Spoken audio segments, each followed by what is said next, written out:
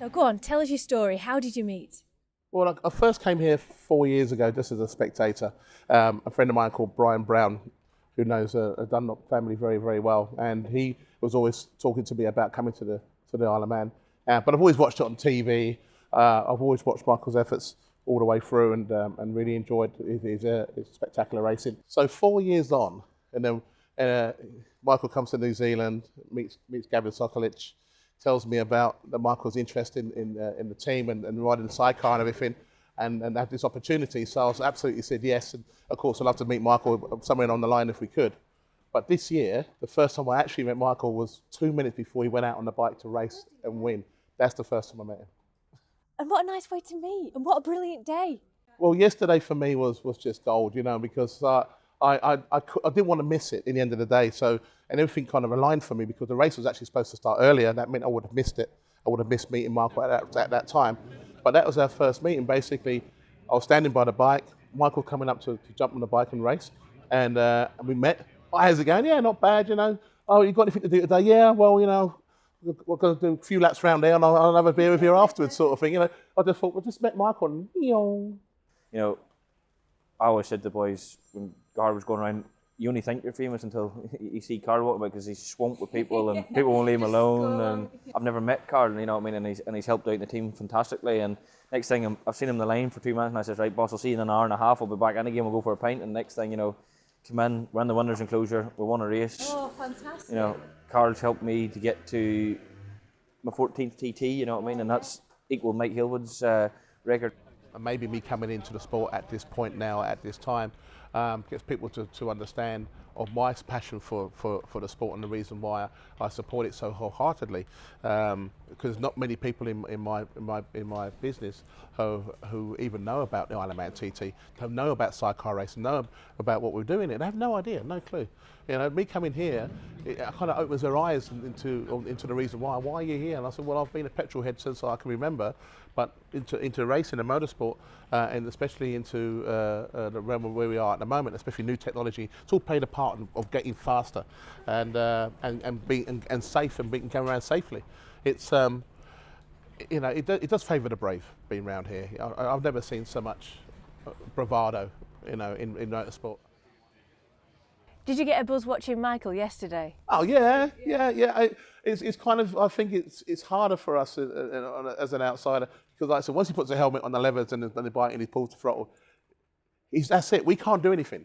We just have to see and wait and fingers crossed, everything's frost, that everything's gonna bring it home, and that's for everyone. I want everyone to bring it home and to be safe, but to have a really good time. The only thing I think I said to Michael, I'm not sure if you remember yesterday, was to have fun, but to smash it, just smash it. He went, yeah, that's it. I can't, there's nothing more I can say to him to get him any faster, to do anything. And I was watching the ITV last night, and to truly watch your lines and everything, going through everything, and it's just a ballet. It's just unbelievable to watch. And watching you on the highlights going back to 2008, you seem to have got so much smoother. I had no choice. You did look a bit leery at some bits, I have to say. Well, there's a couple of bits, yeah. Just get back on it. It's funny, when I first came to TT, maybe when I started really come, first night of practice, well, recent years, first night of practice, you're nearly on the pace, straight away. You must just, not on the pace, but you're not a million miles away from where you need to be.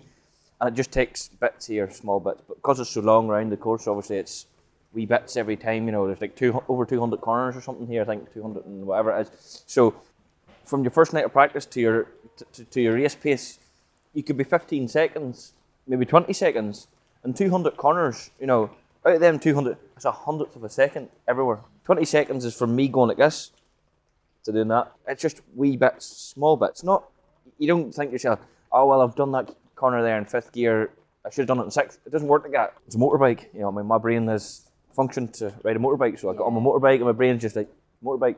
Well, I was speaking to one of the old factory boys a while ago, Bill Smith, who rode in the 60s, and he said that he always rode at 80%, 90%. But do you have a cushion, or are you just riding at 100%? No, I don't have a cushion. Not that you don't have it. Yes, you have, because you can do that. That's when the brain says you've had enough. You know, and you, same with that. You know, the brain. Yes, you have a cushion.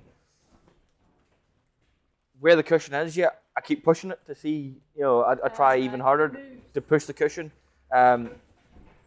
When I get into position with a lot of other people, I widen the cushion very much so.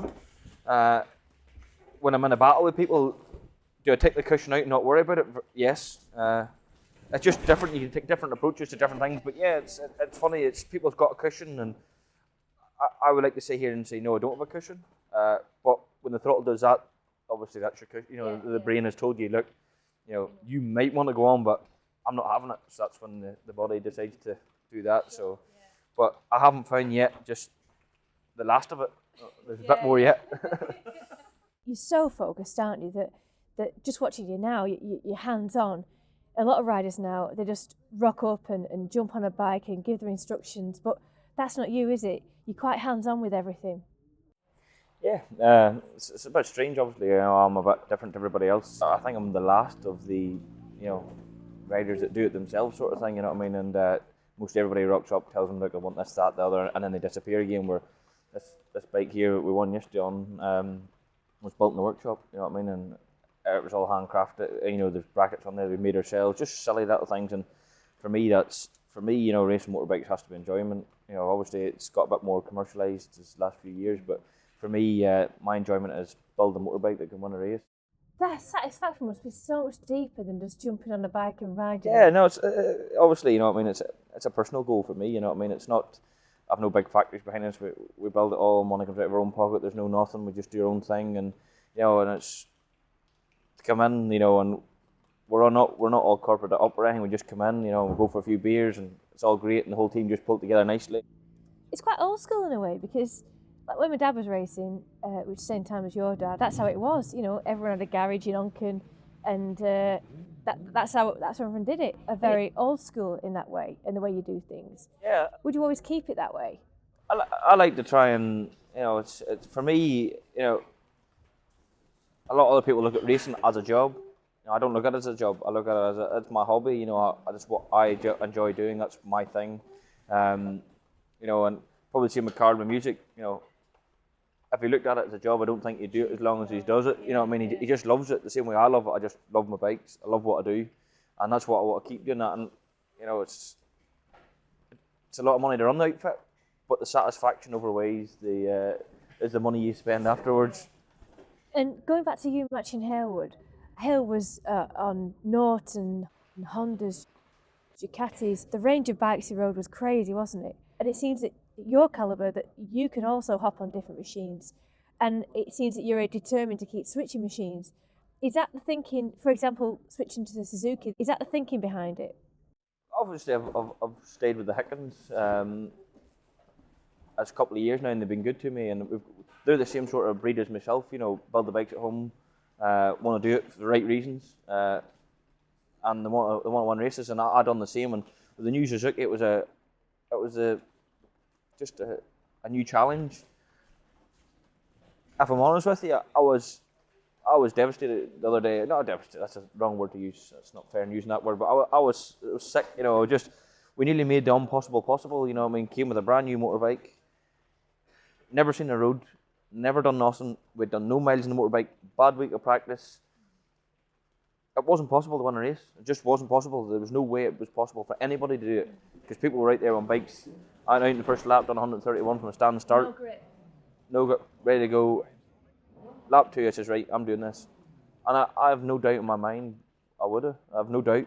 You know, if the bike had held together, I have no doubt that it was mine. But it's like anything, your granny had balls, she would have been your granda. So it's, you know, it's sort of highs and lows. But at the end of the day, I know in my own mind that I'm the only person that can nobody else would have rocked up and done that. People came here with the exact same bikes, you know what I mean? And yeah, you know, and we came with a different package, and I know the package isn't right yet, as in where we're at in BikeSocial, and when we do, it'll be fantastic, lack of practice, weather, stuff like that. But to lead that race and had a chance of winning it was a bit of a kick in the gut, really.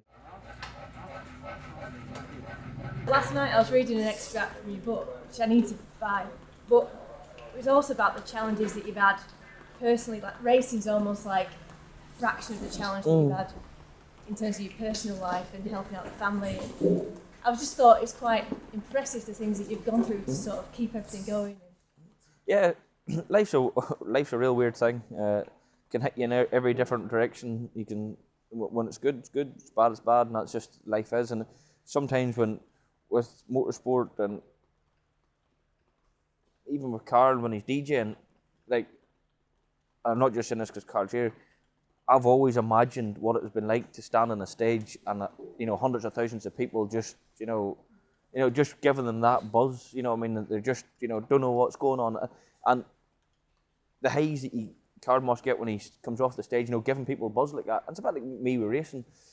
When you race motorbikes and you win, the buzz you have is just it's just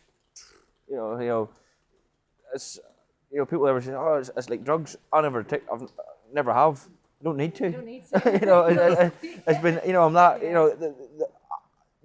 I'm on, I know in my own mind that, and it's probably what Carl gets from giving people this, the watching the buzz, and you're on a fine line that you don't know where you're at because you're just so hyped, full of adrenaline, and it's unreal.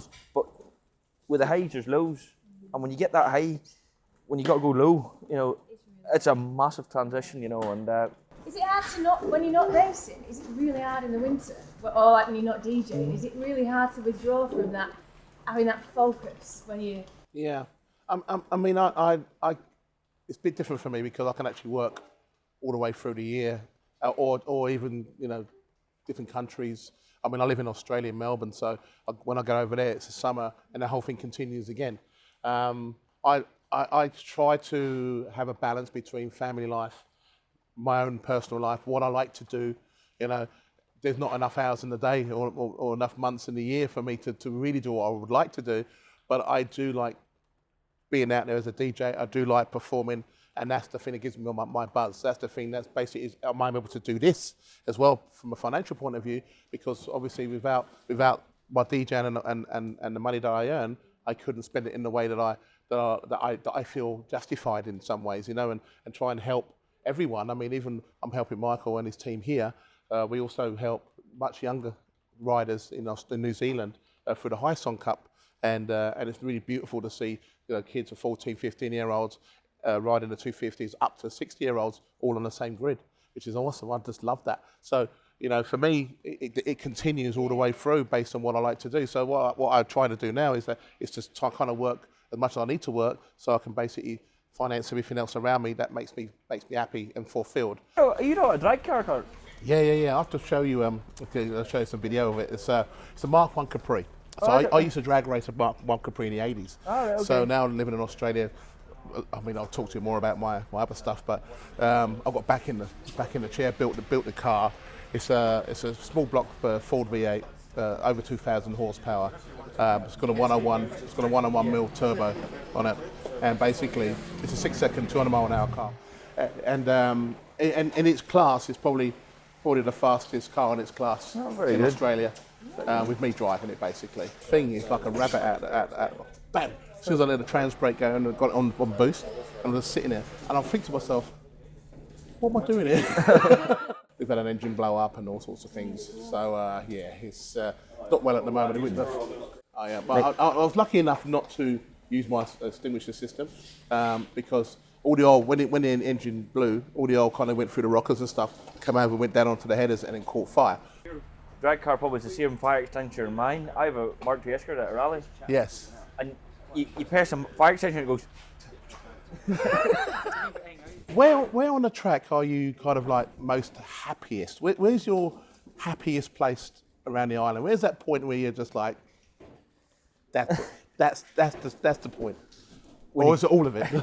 When you come in after winning, you have to run do a burnout. Is that the point? I think the Isle of Man for me's got that. It's got everything for me. It's got everything. People got sections they like and don't like. I've got everything. I just love it. It's what it is. Yes. It's just right. Love it. It's got wee bit here, wee bit there. It's got because it's got so much going on. Some people don't like everything, but when you're flat out through the twisty bits and it's going like this all over the place, and you're on the curb everywhere, and it's and my happiest moment is probably when I'm on top of the curb because I've made a mistake and I thought to myself, oh right, yeah, it's nice this here. It's right. about half a mile off a wall here, and I'm flat out still. And I'm like, yeah, that's what gets my blood going. Okay. So it's kind of on that edge. I think that's the mental issues that I've got, but I'm not quite sure. But I think that's my on that edge. When you're on, I think it's a bit like death's door, isn't it? When you're sort of knocking on it and asking what the crack is, but I've got another lap to do. I'll see you later on, sort of thing. You know, that's my buzz. I get my kick from just that edge. You know, I mean, it's like everybody wants to push it to the next level. I want to push it to the next level, and I love the buzz that I get from making mistakes trying to get it there. Yeah. Oh yeah.